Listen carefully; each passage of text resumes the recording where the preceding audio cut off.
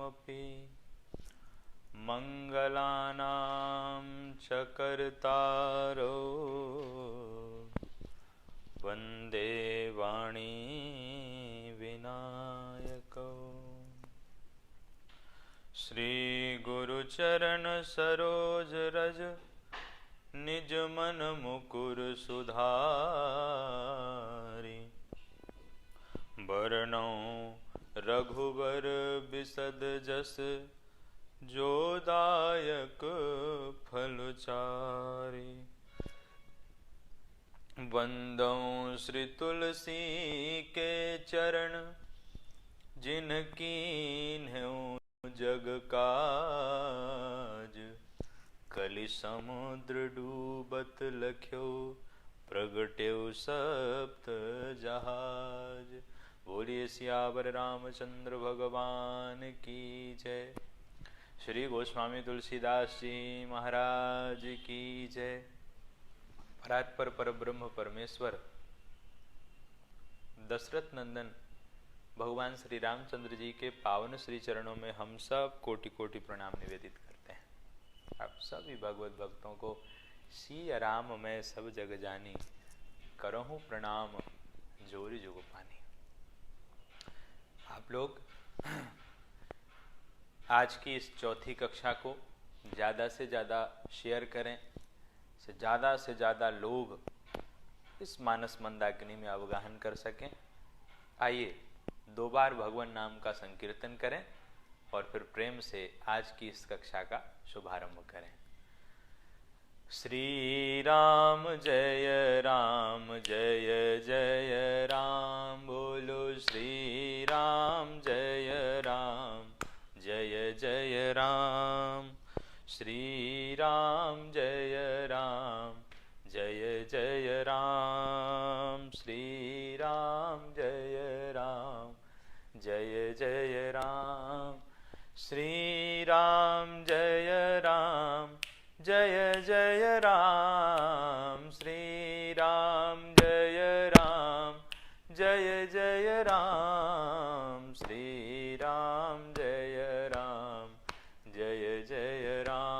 जय राम।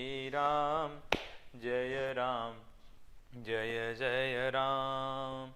श्री राम जय जय राम।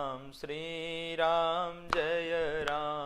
श्री राम जय जय राम। श्री राम जय जय राम। श्री राम जय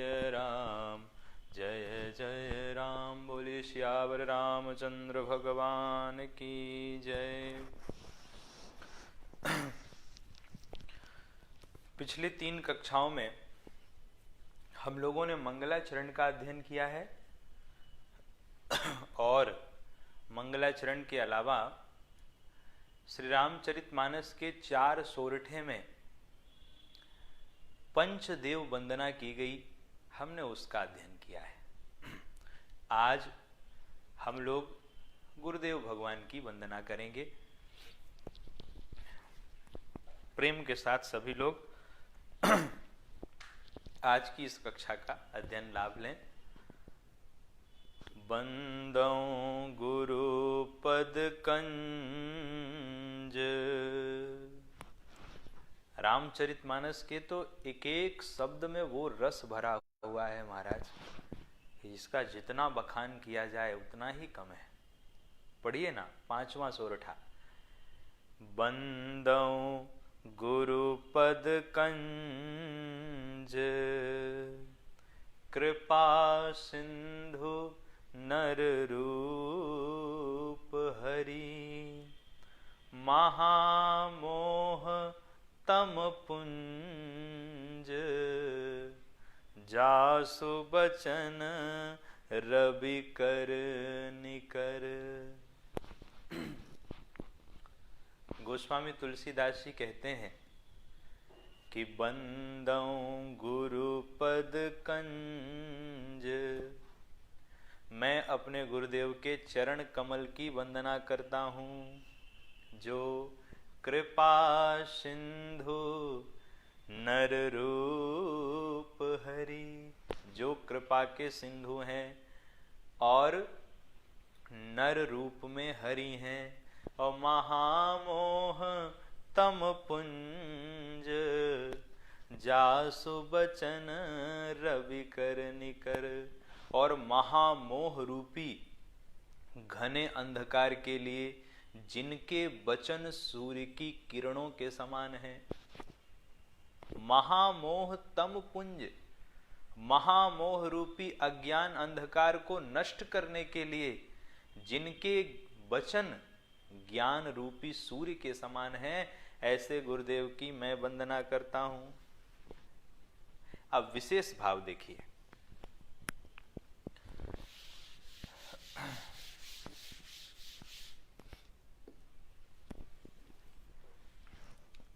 गोस्वामी तुलसीदास जी ने, आपको पता है कितने लोगों को गुरु माना?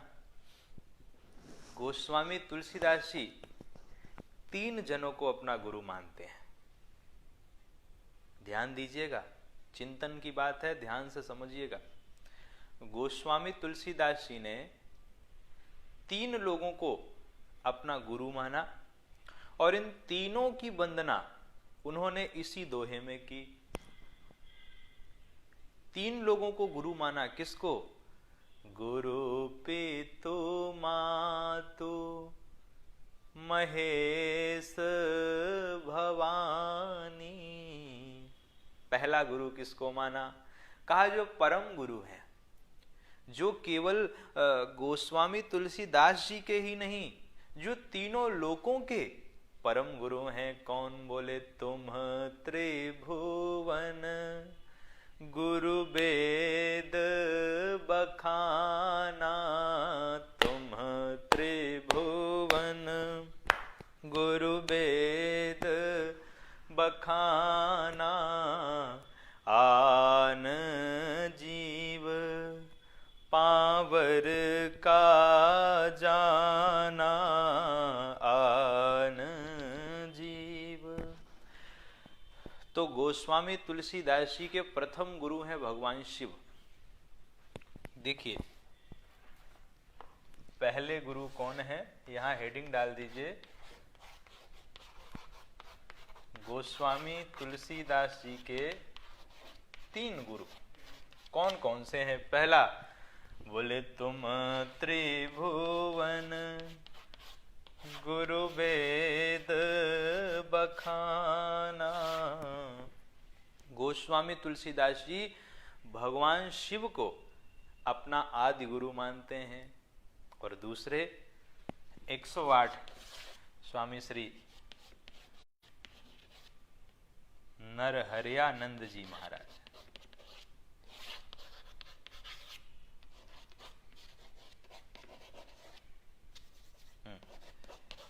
ये गोस्वामी तुलसीदास जी के द्वितीय गुरु हैं। मैं पुनि, गोस्वामी तुलसीदास जी कह रहे हैं कि मैं पुनि निज गुरु सन सुनी, कथा सो सूकर खेत, समुझी नहीं तब बालपन, तब अति रहूं अचेत। गोस्वामी जी स्वयं कह रहे हैं कि मेरे गुरुदेव कौन है? नरहरियानंद। तो प्रथम गुरु है भगवान शिव, दूसरे गुरु हैं नरहरियानंद जी, और गोस्वामी तुलसीदास जी के तीसरे गुरु कौन हैं? कहा स्वयं श्री रामचरितमानस।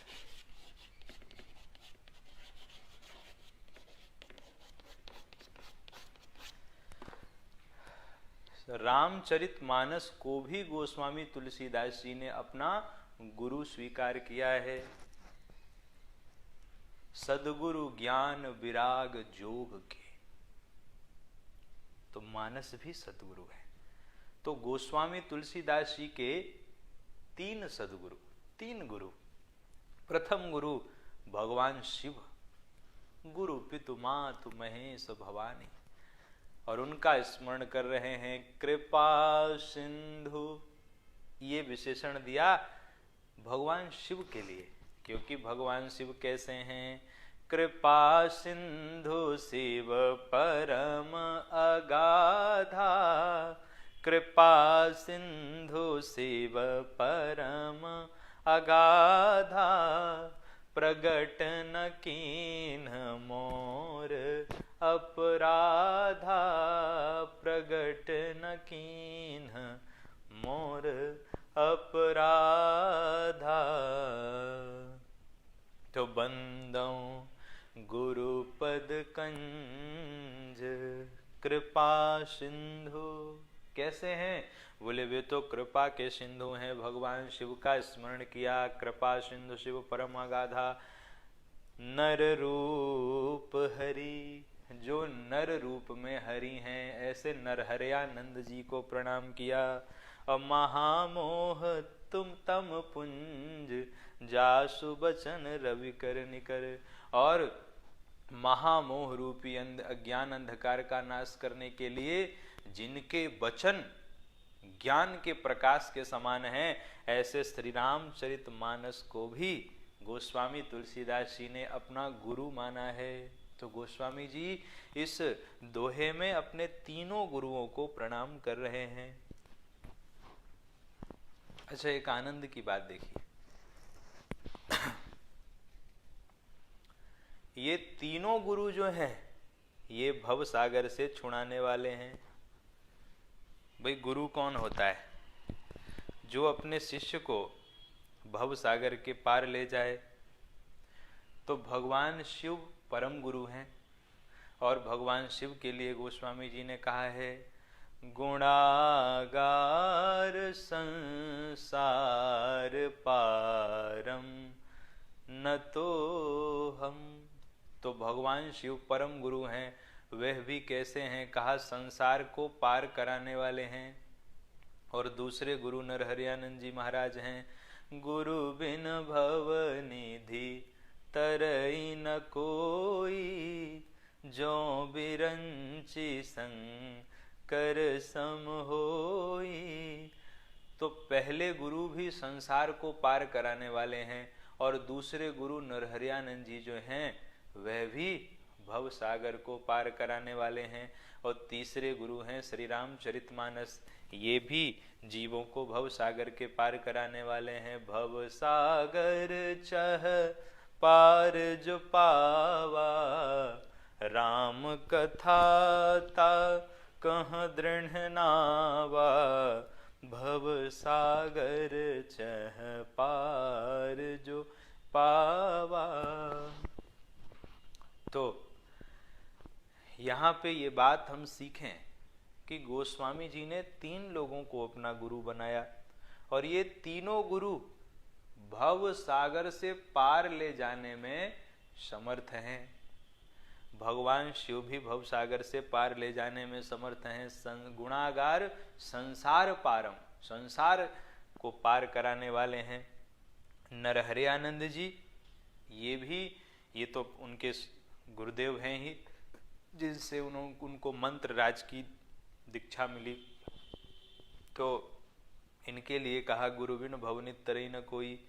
और श्री रामचरितमानस भी सदगुरु हैं, सदगुरु ज्ञान विराग जोग के। तो ये ऐसे सदगुरु हैं, कहा जो भव सागर के पार जाना चाहे। भव सागर चह पार जो पावा, राम कथा तिनकह दृढ़ नावा।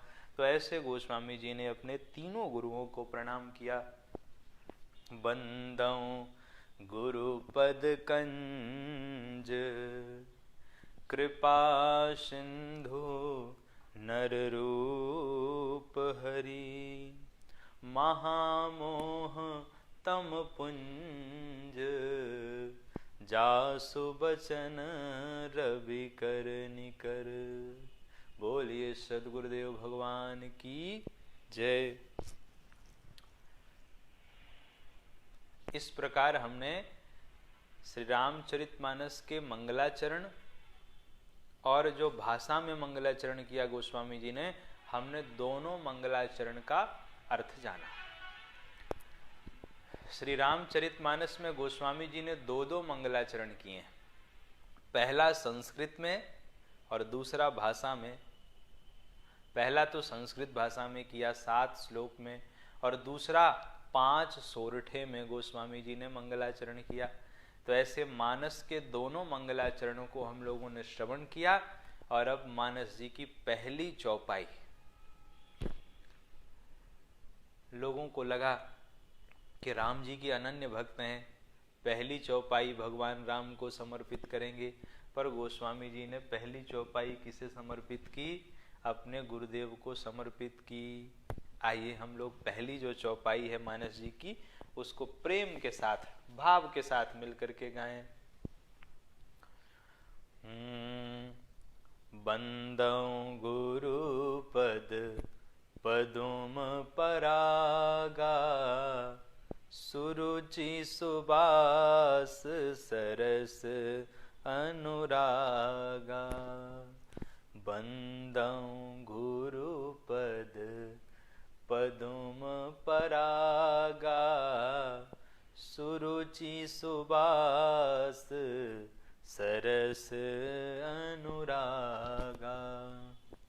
अमिय मूरी में चूरन चारु, समन सकल भव रुज परिवारु। सुकृत संभूतन विमल विभूति, मंजुल मंगल मोद प्रसूति। जनमन मंजू मुकुर मलहरनी, किए तिलक गुण गण बस करहीं। श्री गुरुपद नख मणिगण ज्योति, सुमिरत दिव्य दृष्टि होती। दलन मोह तम सोस प्रकाशु, बड़े भाग उर आवहि जासु। उघरहि बिमल बिलोचन ही के, मिटहि दोष दुख भव रजनी के। सूझहि राम चरित मणि मानिक, गुपुत प्रगट जहाँ जो जहि खानिक।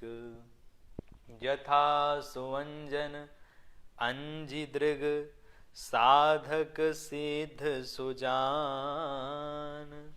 कौतुक देखत शैलवन, भूतल भूरि निधान।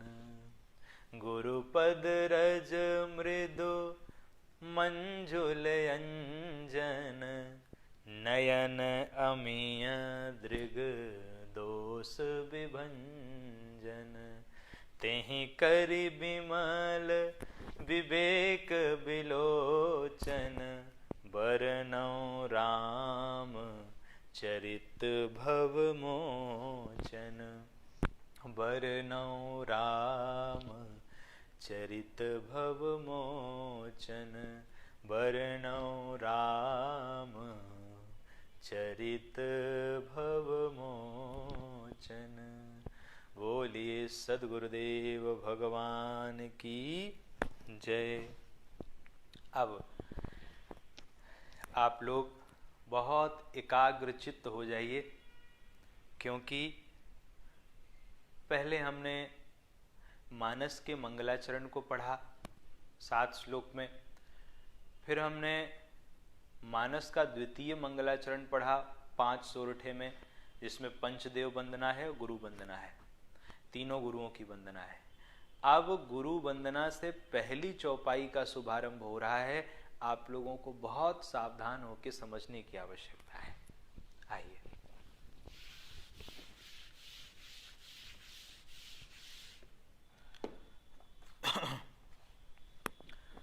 तो गोस्वामी तुलसीदास जी ने यहाँ जो वंदना की है, तो उन्होंने गुरुदेव के एक तो चरण रज की वंदना की है, और दूसरे गोस्वामी जी ने गुरुदेव के चरण नख की वंदना की है। बहुत सावधानी से आप लोग समझिए। गोस्वामी तुलसीदास जी ने पहले गुरुदेव के चरण रज की वंदना की है और फिर चरण नख की वंदना की है। चरण रज की वंदना करते हुए गोस्वामी जी कहते हैं, बंदौ गुरु पद पदुम परागा। मैं अपने गुरुदेव के चरण कमलों की धूली को प्रणाम करता हूं, जो कैसी है, सुरुचि सुबास सरस अनुरागा। कैसी है वह धूली, तो कहा सुरुचि।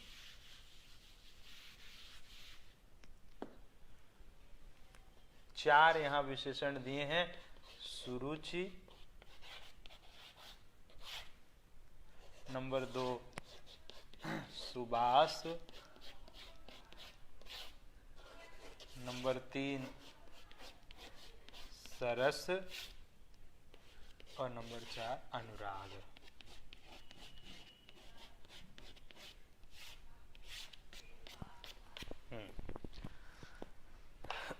तो बंदौ गुरु पद पदुम परागा।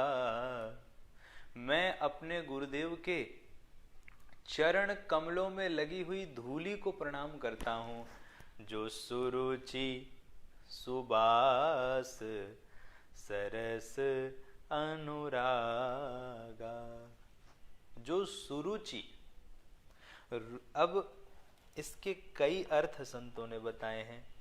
देखिए, जो सुरुचि है माने रुचिकर है, माने कामनाओं की पूर्ति करने वाली है, अर्थात अर्थ को देने वाली है। पहला अर्थ हुआ। जो सुरुचि है अर्थात जो हमारी रुचि के अनुसार हमारी कामनाओं को पूर्ण करने वाली है, अर्थात अर्थ से ही कामनाओं की सिद्धि होती है। तो गुरुदेव की जो चरण धूली है उसमें अर्थ विद्यमान है। सुबास, सुबास अर्थात धर्म। कैसे? बोले, जब व्यक्ति धर्मानुकूल आचरण करता है तो उसकी महक चारों दसों दिशाओं में परिव्याप्त हो जाती है। जब व्यक्ति धर्मानुकूल जीवन जीता है तो जो उसका ऐश्वर्य है, जो उसका नाम है, जो उसके गुण हैं, उसकी सुगंधी, उसकी महक दसों दिशाओं में फैल जाती है। तो गुरुदेव की चरण रज सुबास, सुगंधित है, अर्थात धर्म को देने वाली है। सरस है अर्थात काम को देने वाली है, क्योंकि काम भी सरस होता है। और अनुराग, अनुराग पूर्ण है अर्थात भक्ति को भी देने वाली है।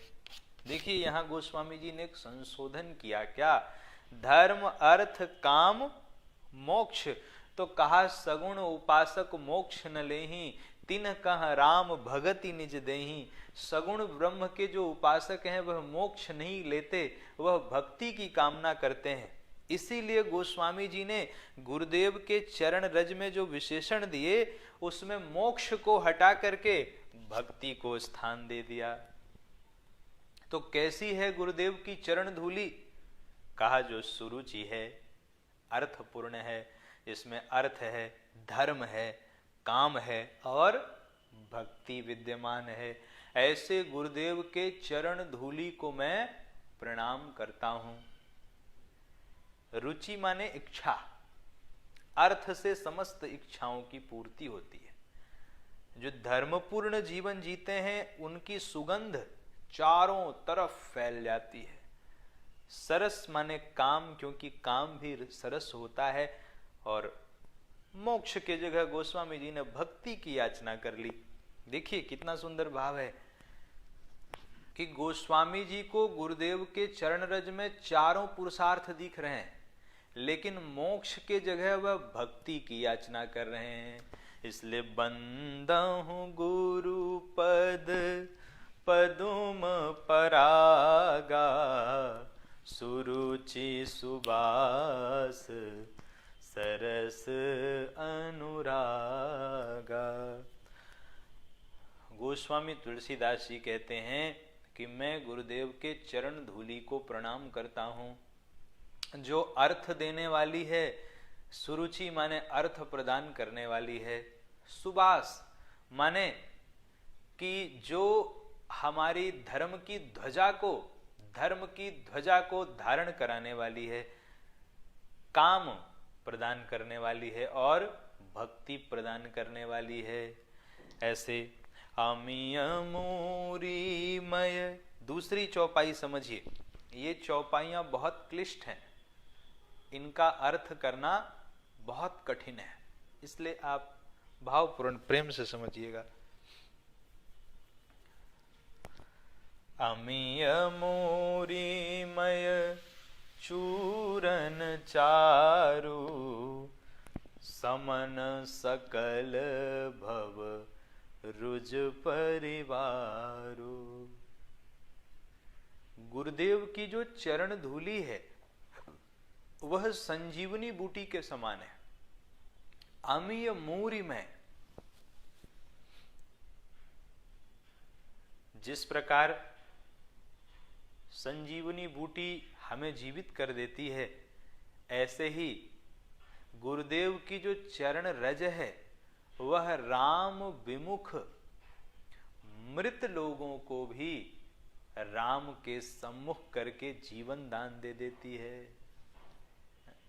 एक बात बताओ आप कि जो राम से विमुख है वह मरे हुए के ही तो समान है। जिन हरि भगति हृदय नहीं आनी, जीवत सब समान तई प्राणी। जो भगवान के विमुख है वह मरे हुए के समान ही तो है। तो गुरुदेव की जो चरण रज है वह अमृतमयी बूटी के समान है, संजीवनी बूटी के समान है। जिस प्रकार संजीवनी बूटी मृत व्यक्ति को जीवित कर देती है, ऐसे ही गुरु की चरण रज भगवान राम से विमुख अभागे और मरे हुए जीवों को भी राम जी के सम्मुख करके उनको जीवन दान दे देती है। इसलिए अमीय मूरीमय चूरन चारु, चारु माने सुंदर, और समन सकल भव रुज परिवारु। जितने भी संसार के रोग हैं, यह गुरुदेव की चरण धूलि उन सभी सांसारिक रोगों को नष्ट करने वाली है, समाप्त करने वाली है। जितने भी विकार हैं, काम क्रोध मद लोभ मोह मात्सर्य छल कपट ईर्षा द्वेष पाखंड, गुरुदेव की चरण धूलि इन सभी सांसारिक रोगों का नाश कर देती है। सुकृति संभुतन विमल विभूति। और यह जो गुरुदेव की चरण धूलि है, यह सुकृति संभुतन विमल विभूति। जैसे भगवान शिव के शरीर पे जो भस्म लगाई जाती है, चिता भस्म, वह जब तक शिव जी के शरीर पे नहीं लगी रहती तब तक तो अपावन होती है, लेकिन वह जैसे ही शिव जी के शरीर में लग जाती है, शिव जी के शरीर के प्रभाव से वह भस्म परम पावन हो जाती है। ऐसे ही गुरुदेव के चरण में लगने से पहले तो वह धूलि अपावन होती है, लेकिन जैसे ही गुरुदेव के चरणों में उसका स्पर्श होता है वैसे ही वह परम पावन हो जाती है। ऐसे गुरुदेव की चरण धूलि को मैं प्रणाम करता हूँ। बोलिए सद्गुरुदेव भगवान की जय। अब सद्गुरुदेव भगवान के पश्चात, सद्गुरुदेव भगवान के चरण रज की वंदना करने के पश्चात गोस्वामी जी सद्गुरुदेव के चरण नख की वंदना करते हैं। श्री गुरु पद नख मणिगण ज्योति। गुरुदेव के चरण नख की तुलना गोस्वामी जी ने ज्योति से की। श्री गुरु पद नख मणिगण ज्योति, मणि की ज्योति से, दीपक से नहीं। क्यों? दीपक को तो बुझने का भय होता है, पर मणि को बुझने का कोई भय नहीं होता है। तो गुरुदेव के जो चरण नख हैं वह मणि के समान हैं, जिसका स्मरण करने मात्र से हमारे भीतर के जो अज्ञान का अंधकार है उसका विनाश हो जाता है और ज्ञान का प्रकाश हमारे हृदय में हो जाता है। गुरुदेव के चरण नख की ज्योति का ध्यान करते ही हमारे हृदय में, हमारे जो हृदय के नेत्र हैं ज्ञान और वैराग्य, वे दोनों नेत्र खुल जाते हैं। उघरहि बिमल बिलोचन ही के। जैसे ही गुरुदेव के चरण नख का ध्यान किया तो गुरुदेव के चरण नख से जो ज्योति निकल रही है वह ज्योति जैसे ही हमारे हृदय में गई वैसे ही अज्ञान का अंधकार नष्ट हो गया और ज्ञान और वैराग्य के दोनों नेत्र खुल गए। उघरहि बिमल विलोचन ही के। हृदय के दोनों नेत्र खुल गए और जैसे ही हृदय के नेत्र खुले तो मिटे दोष दुख भव रजनी के। उसी समय जो संसार रूपी रात्रि है उसके दोष और दुख दोनों समाप्त हो जाते हैं। और क्या होता है, कहा जब गुरु के चरण नख का हम ध्यान करते हैं और गुरु के चरण नख की ज्योति का ध्यान करते हैं, वह ज्योति जब हमारे हृदय में जाती है तो अज्ञान के अंधकार का नाश होता है, ज्ञान का प्रकाश हमारे हृदय में व्याप्त होता है। तब हमारे भीतर के ज्ञान और वैराग्य के दोनों नेत्र खुल जाते हैं और जब ज्ञान और वैराग्य के दोनों नेत्र खुल जाते हैं तब क्या होता है, बोले सूझहि राम चरित मणिमाणिक। सूझहि राम चरित मणिमाणिक। गुप्त प्रगट जहाँ जो जहि खानिक। जैसे ही गुरुदेव के चरण नख की ज्योति का ध्यान किया तो हमारे भीतर के नेत्र खुल गए और भीतर के नेत्र के खुलते ही रामचरित्र रूपी मणिमाणिक्य हमें दिखने लगता है। देखिए ध्यान से समझिएगा, रामचरित्र दो प्रकार का होता है। कौन कौन सा, इस चौपाई से स्पष्ट हो जाएगा। कहा सूझहि राम चरित मणिमाणिक। गुप्त प्रगट जहाँ जो जहि खानिक। भगवान राम का चरित्र दो प्रकार का है, एक गुप्त चरित्र और दूसरा प्रकट चरित्र। गुप्त चरित्र कौन सा है, जिसको कोई नहीं जान पाए। जैसे जब भगवान राम का प्राकट्य हुआ तो 1 महीने का दिन हो गया। मास दिवस कर दिवस भा पर मरम न जाने कोई, ये गुप्त चरित्र है। जैसे भगवान राम ने सीता जी से कहा कि तुम पावक मह करहु निवासा, जब लगी करो निशाचर नासा, ये गुप्त चरित्र है। जैसे भगवान राम चतुर्भुज नारायण के रूप में प्रकट हुए कौशल्या अम्बा के सामने, यह गुप्त चरित्र है। और बाकी जितनी लीलाएं हैं, बाल लीला, अहिल्या उद्धार लीला, धनुष भंग लीला, यह सब प्रकट चरित्र है। तो कहा जब गुरुदेव के चरण नख की ज्योति का हम ध्यान करते हैं तो वह ज्योति हमारे भीतर की आंख को खोल देती है और जब भीतर की आंख खुल जाती है ना तो भगवान के प्रकट चरित्र का भी ज्ञान हो जाता है और गुप्त चरित्र का भी ज्ञान हो जाता है।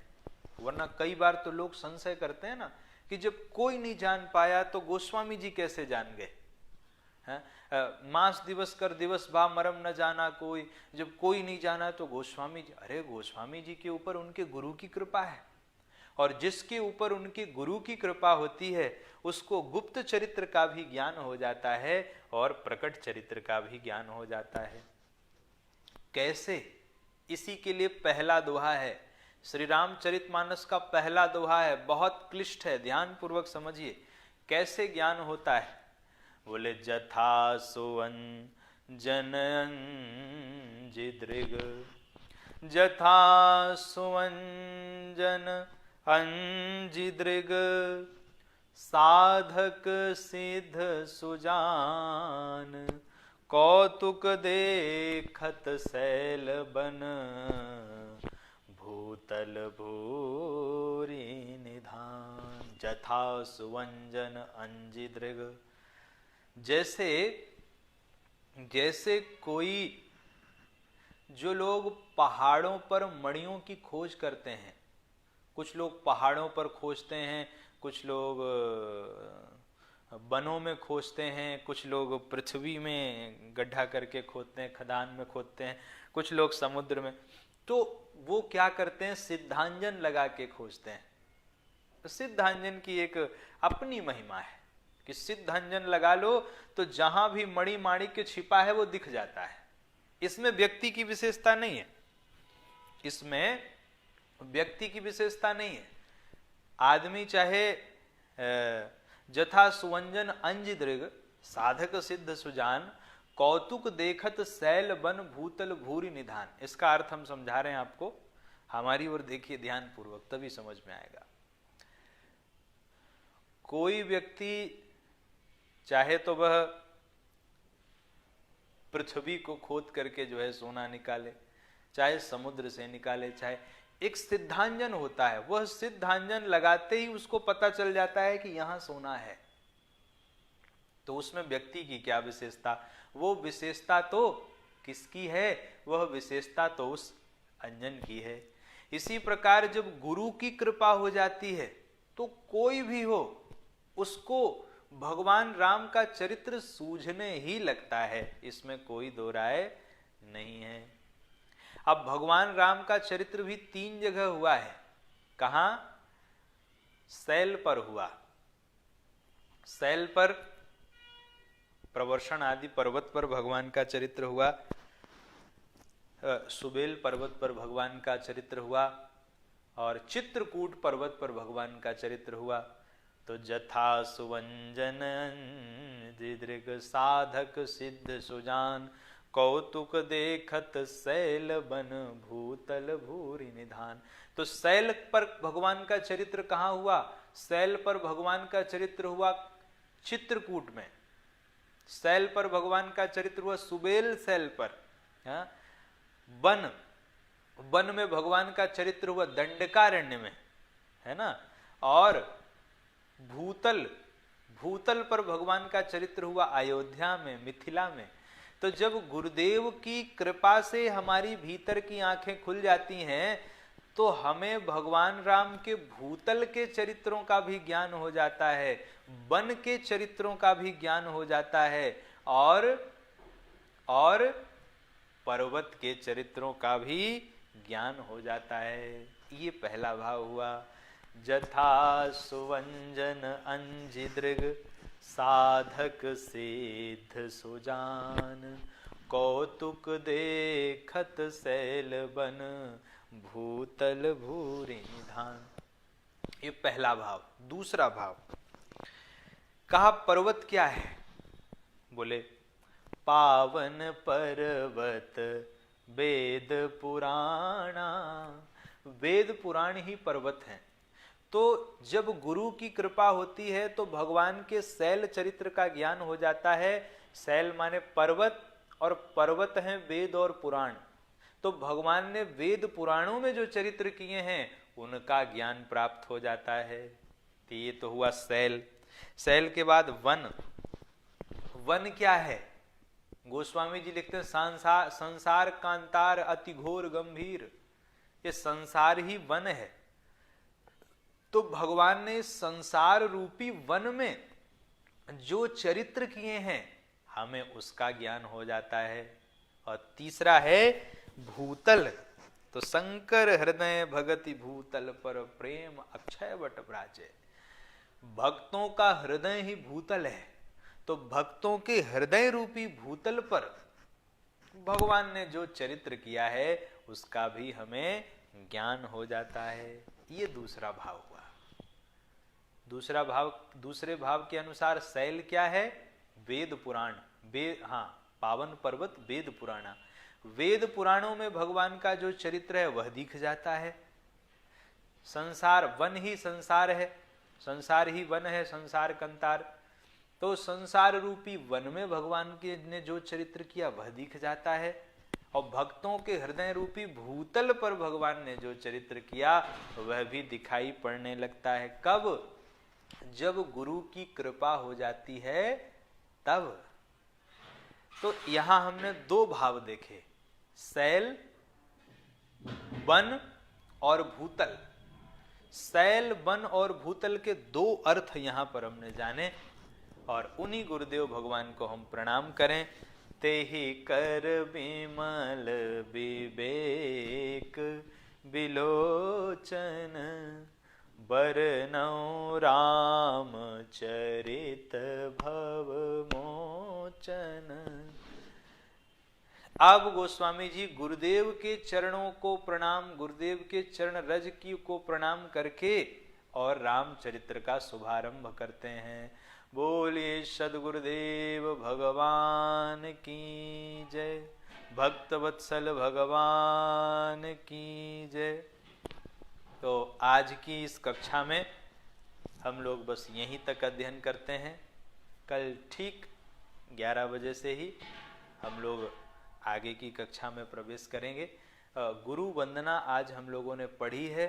गुरु वंदना आप लोग लिखिए, या तो जो हमने नोट्स दिया है उस नोट्स को पढ़ के तैयार करिए। गुरु वंदना के आगे की जो कक्षा है, गुरु वंदना के बाद ब्राह्मण वंदना, संत वंदना, खल वंदना, उभय वंदना, चराचर वंदना, वह हम लोग कल पढ़ेंगे। थोड़ा थोड़ा पढ़ेंगे धीरे धीरे, क्योंकि कहते ना जिसका बेस मजबूत हो जाए तो समझो सब आ गया। रामचरितमानस के प्रारंभिक 43 दोहों का ज्ञान यदि हो गया तो कुछ नहीं बचेगा। क्यों? क्योंकि अयोध्या में हमारे यहाँ कहावत है, बाल कांड का आदि और अयोध्या कांड का अंत, जो जाने वो पूरा पूरा संत। तो ठीक ऐसे ही हम लोग 11 से नहीं, थोड़ा सा समय हम लोग और बढ़ाएंगे। कल से हम लोग ठीक 12 बजे से अध्ययन करेंगे, क्योंकि आप में से कई लोग कहते हैं कि गुरुदेव 11 बजे भोजन का समय होता है, 11 बजे हम लोग भोजन करते हैं। तो 12 से, कल से ठीक 12 बजे से कक्षा चलेगी, इसी पेज पर चलेगी ठीक 12 बजे से। और जो लोग नोट्स भी अपने घर पे कुरियर के द्वारा मंगाना चाहते हैं, प्राइवेट ग्रुप में एडमिशन लेना चाहते हैं, वो लोग हमें दिए गए नंबरों पर फ़ोन करके संपर्क करेंगे। ठीक है, आज की कक्षा को विश्राम। कल ठीक दोपहर में 12 बजे फिर मिलते हैं हम लोग। तब तक के लिए जय सिया राम। 2 बार भगवान नाम का संकीर्तन करें प्रेम के साथ।